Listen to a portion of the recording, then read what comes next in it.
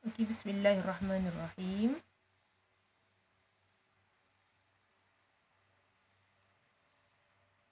Okey, hari ni tarikh Yaumul Ithnain. Tarikh Okey, jadi tajuk kita hari ni adalah tentang rukun Islam. Okey, masih ingat lagi tak tajuk sebelum ni? Tajuk sebelum ni apa? Tajuk sebelum ni tentang iman, ihsan dan juga Islam. Jadi tajuk untuk hadis yang ketiga ni hadis ketiga. Hadis ketiga ni tajuk dia tentang rukun Islam, dia lebih spesifik dan dia akan ceritakan secara detail. Jadi Ustazah akan tuliskan hadis. Ustazah nak sambil Ustazah tulis ni, kamu hafal. Hadis ni bermula dengan an Abdurrahman Abdullah bin Umar. Abdullah ibn Umar bin Al-Khattab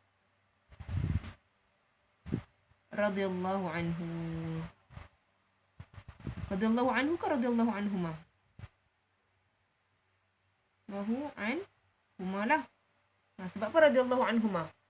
Abdurrahman Abdullah bin Umar bin Al-Khattab radhiyallahu anhuma. Sebab anhuma? Sebab Allah redha kepada Abdurrahman, iaitu Abdullah ni, dan juga Allah redha juga kepada Umar bin Al-Khattab. Jadi Abdullah ni adalah anak kepada Umar Al-Khattab. Jadi Abdurrahman ni apa? Abdurrahman ni adalah gelaran kepada Abdullah bin Umar. Jadi kita kenal dulu perawi sebelum kita masuk kepada matan hadis.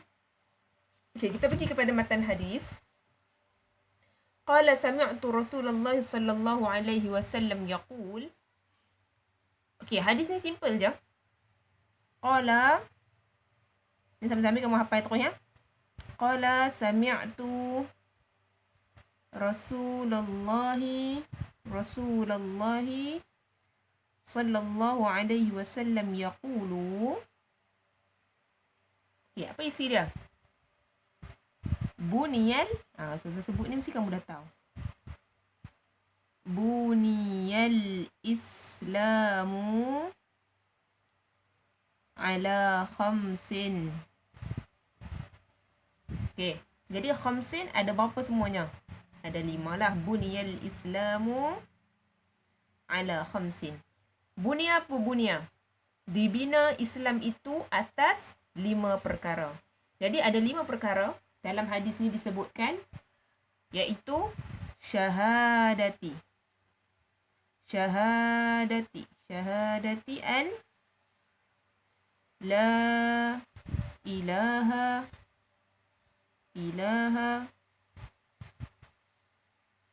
syahadati an la ilaha illallah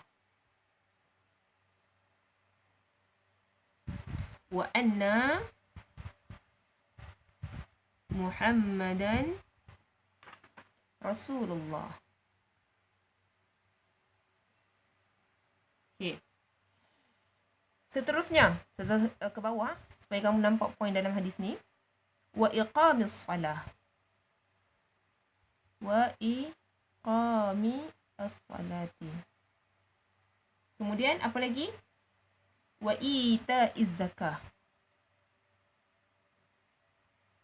Wa ita'iz zakati.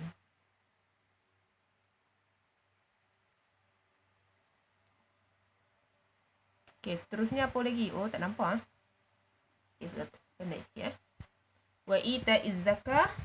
Seterusnya wa hajjil baiti. Wa hajji al-baiti wa sawmi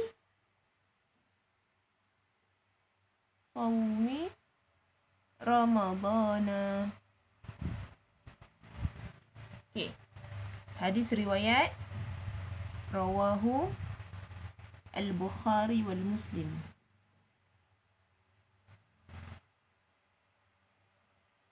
Okay, baik. Jadi ini adalah matan hadis yang kita belajar hari ini. Okey, matan hadis ni saudara terangkan dah yang pertama ni tadi tentang Abdul Rahman. Abdul Rahman ni kita sebut dia sebagai okey. Abdul Rahman ni dia kita sebut dia adalah kunyah. Apa maksud kunyah? Kunyah, nampak tak maksud kunyah? Kunyah ni adalah panggilan bagi seseorang. An Abdul Rahman Abdullah. So, Abdul Rahman adalah kunyah. Jadi, susah tertinggal lah ni. An Abi. Sorry ya. Tertinggal. An Abi Abdul Rahman. An Abi Abdul Rahman. Jadi dia kunyah. Kunyah ni mana boleh tak ada Abi. Jadi An Abi Abdul Rahman. Maksudnya kat sini, nama perawi ni adalah, nama perawi yang mana satu? Yang ni lah. Abdullah ni nama perawi. Nama perawi Abdullah. Kemudian kunyah dia ataupun panggilan dia adalah Abi Abdul Rahman sebab nama anak kepada Abdullah adalah Abdul Rahman. Ayah kepada Abdullah siapa? Umar. Jadi ni keturunan Umar semua ni. Itu tentang perawi. Seterusnya, qala sami'tu Rasulullah sallallahu alaihi wasallam yaqul, Rasulullah sallallahu alaihi wasallam bersabda, buniyal islamu ala khamsin. Islam itu dibina atas 5 perkara. Jadi kita faham bunia dibina Islam atas 5 perkara ini adalah rukun. Sebab tu kita kata rukun. Apa maksud rukun? Rukun ni maksudnya kalau tak ada salah satu runtuh lah. Jadi Islam dia dibina atas 5 perkara. Jadi rukun Islam ada 5 perkara. Itu asal usul daripada rukun Islam. Kemudian dijelaskan lagi syahadati an la ilaha illallah wa anna Muhammadar Rasulullah. Sebenarnya yang ni kita dah belajar dah daripada hadis yang kedua sebelum ni. Bersyahadah ataupun mengucap 2 kalimah syahadah iaitu menyaksikan bahawa tiada Tuhan melainkan Allah dan Muhammad adalah pesuruh Allah. Jadi ini adalah kalimah tauhid yang membezakan antara seseorang tu telah masuk kepada Islam, telah membina tapak kepada Islam ataupun sebenarnya dia tak bina apa-apa tapak lagi. Contohnya kalau ada orang kafir dia kata, "Oh, aku percayalah Tuhan tu wujud." Dia kata macam tu ni, "Aku percaya Tuhan tu wujud." Dia dah ada tapak Islam belum? Dia tak ada. Jadi betul lah kalau seseorang tu dia percaya Tuhan, belum tentu dia masuk Islam. Untuk tahu dia masuk Islam ataupun tak, okey, yang pertama ni dulu wajib. Dia mesti memperakui bahawa tiada Tuhan selain Allah dan Muhammad adalah pesuruh Allah. Okey. Saya jelaskan penjelasan ni daripada penjelasan Syekh Utsaimin. Syekh Utsaimin kata bunia. Okey, kalau kamu tengok bunia ni dalam bahasa Arab kita panggil fi'il majhul. Apa maksud majhul? Majhul ni tidak diketahui. Majhul, nampak tak? Okey, majhul, jahil, tidak diketahui. Bunia, dibina. Kenapa dia tak guna bana Allah al-Islam? Kenapa dia tak guna Allah telah membina Islam atas 5 perkara? Tapi dia guna bunia. Disebabkan fi'il majhul ni digunakan disebabkan semua orang tahu yang membina Islam, yang mensyariatkan Islam adalah Allah. Jadi tanpa perlu letak Allah pun kat sini, fa'il dia, tanpa perlu letak fa'il Allah pun kat sini, semua orang dah tahu Islam tu terbina atas 5 perkara kerana Allah lah yang membina.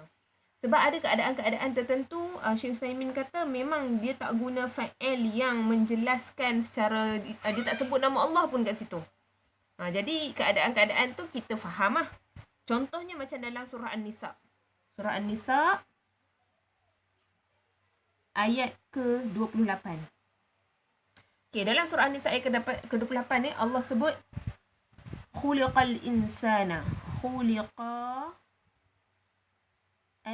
insana dha'ifa. Okay, manusia dicipta dalam keadaan lemah. Jadi khuliqa ni dia guna sama juga dengan fi'il mabni lil majhul.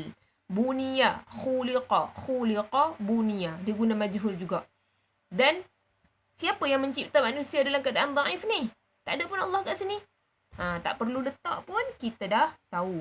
Jadi apa-apa yang kita jelas kata itu adalah daripada Allah, tak guna majhul pun tak ada masalah. Okey, seterusnya kita pergi kepada Yang pertama, syahadati an la ilaha illallah. Okey, Ustazah jelaskan juga yang Dr. Syekh Utsaimin jelaskan. Dia kata syahadati an la ilaha illallah adalah mubtada'. Mubtada' dia dah dihilangkan. Kat sini asalnya hiya syahadatun. Iaitu, dia kata hiya iaitu. Tapi dia hilangkan hiya tu, dia terus tulis syahadati an la ilaha illallah. Jadi dia dah guna i'rab lain lah kat sini. Okey. Tu simple je Ustazah nak jelaskan, tapi ini adalah basic lah dalam penerimaan ataupun pembinaan. Contohnya ni adalah tapak. Kalau nak buat rumah, kena ada tapak dulu. Boleh tak nak buat rumah dekat udara? Tak boleh. Macam mana-mana pun setinggi KLCC, kita nak buat apa-apa yang bergantung pun tetap kena ada tapak dulu. Jadi syahadati an la ilaha illallah wa anna Muhammadar Rasulullah adalah tapak kepada binaan Islam. Seterusnya kita pergi yang kedua. Yang kedua adalah iqamis salah, iaitu mendirikan solat. Lepas syahadah, dia mesti dirikan solat. Solat ada berapa waktu? Solat dia kena lengkap 5 waktu. Kalau lengkap 5 waktu ni, barulah tiang dia lengkap. Dia seolah-olah macam ni lah. Tapak. Kemudian 1, 2, 3, 4, 5. Ada 5 tiang. Kalau tak ada je satu tiang, contohnya tiang subuh zuhur. Tiang zuhur buang. Mungkin boleh runtuh. Jadi ni tapak pada Islam, ni adalah tiang. Ni tiang waktu solat. Okey. Semua ni sebenarnya kita dah jelaskan dah dalam hadis Jibril sebelum ni. Cuma kalau kita tengok, dalam ni dia awalkan haji. Faham tak? Wa hajjil baiti wa sawmi Ramadan. Dia tak kata wa sawmi Ramadan wa hajjil baiti. Dia awalkan haji. Sebab apa dia awalkan haji? Dia awalkan haji hanya kerana dia nak jelaskan, Syekh Utsaimin kata dalam susunan ini dibolehkan mengkedepankan yang susunan yang sesudahnya untuk ditempatkan di hadapan. Dia kedepankan hajjil baiti ni, dia nak cerita keadaan apa pun susunan dia, yang penting 5 ni adalah wajib. Itu je. Okey, seterusnya, kita tengok dalam mendirikan solat, solat ni dia termasuk dalam ibadah apa? Ibadah telinga ke, ibadah mata ke, ibadah mulut ke, ibadah anggota badan ke, ibadah harta. Okey, jadi solat ni 5 waktu ni, subuh, zuhur, asar, maghrib dan juga isyak. Kelima-lima ni adalah ibadah anggota. Maksudnya ibadah anggota badan. Bukan ibadah harta. Ada kita kena keluar duit nak solat? Tak perlu. Jadi dia bukan berkaitan dengan ibadah harta. Ada kita nak kena pergi sedekah kat orang dulu, baru kita nak kena pergi beli ayak ke, kita kena pergi beli ayak untuk ambil uduk. Ada? Buat masa ni tak ada lah. Tapi kalau ada sekalipun, dia yang beli ayak tu tak termasuk dalam rukun. Tapi yang termasuk dalam rukun hanyalah perbuatan solat tu tersebut. Sebab kadang-kadang ada waktu kita tak perlu ambil uduk pun, kita boleh solat. Waktu bila kita tak ambil uduk, kita boleh solat bila? Waktu tak ada ayak. Jadi waktu tak ada ayak, kita tak ambil uduk. Kita ambil tayamum untuk menggantikan uduk.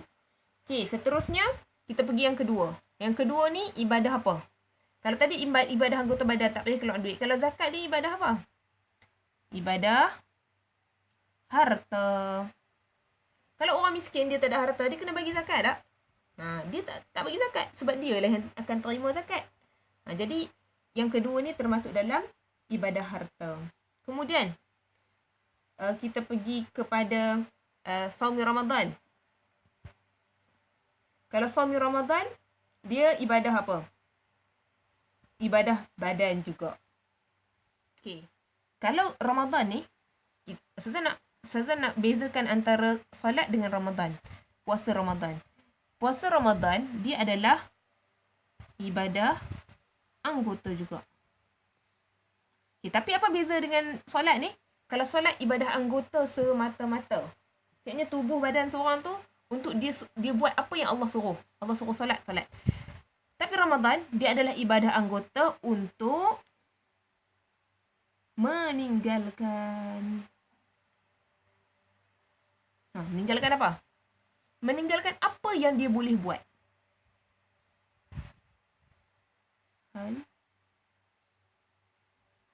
Apa yang kita boleh buat tapi Allah suruh kita tinggalkan pada waktu Ramadan ni. Iaitu ialah makan dan juga minum serta berjima antara suami dan isteri. Lagi apa lagi? Benda-benda lain lah yang harus. Tapi dalam waktu berpuasa dalam bulan Ramadan ni, dia kena tinggalkan hal yang asalnya dia boleh buat. Dia boleh minum sebelum ni. Tapi bila puasa, dia tak boleh minum. Dia boleh berjima sebelum Ramadan, sebelum berpuasa. Tapi bila masuk je Ramadan, dia kena tinggalkan perkara tu.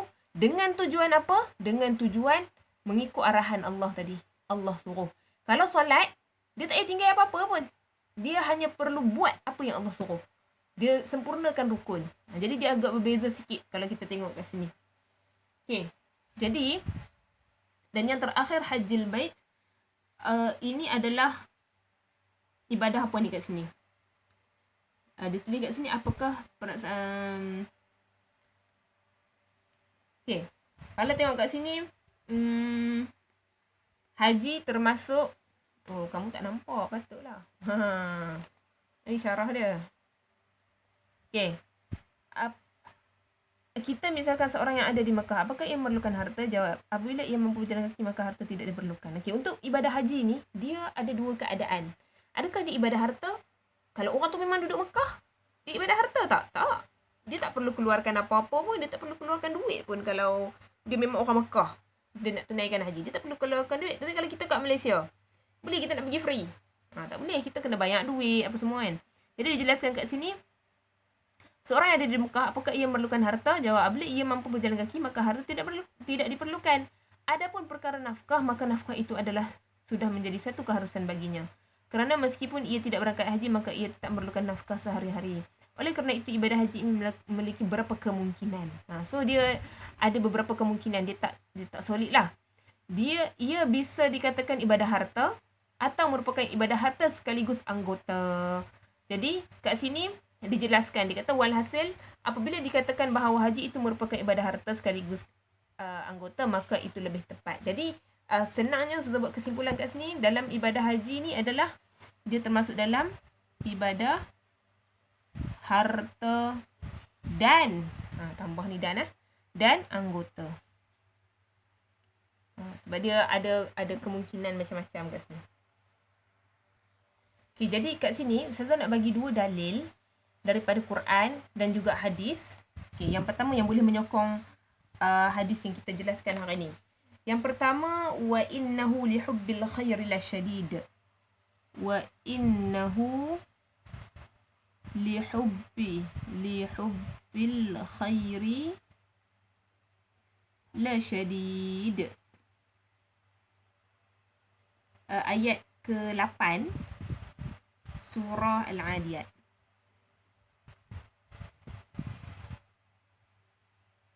Okay.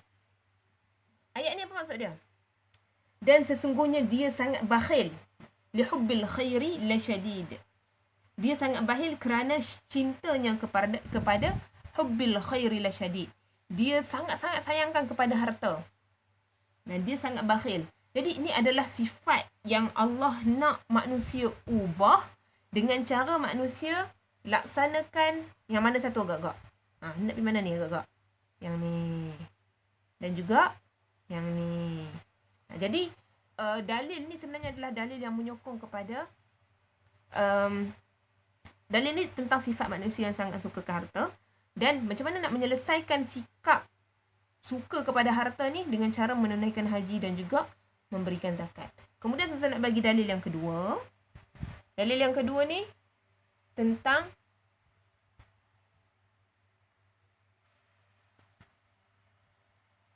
dalil yang kedua ni tentang yad'u ta'amahu wa syarabahu. Yad'u ta'amahu wa syarabahu wa syahwatahu. wa syahwatahu min ajli. Ni apa agak-agak apa ni? Hadis ke Quran eh? Ni hadis eh. Hadis riwayat Bukhari.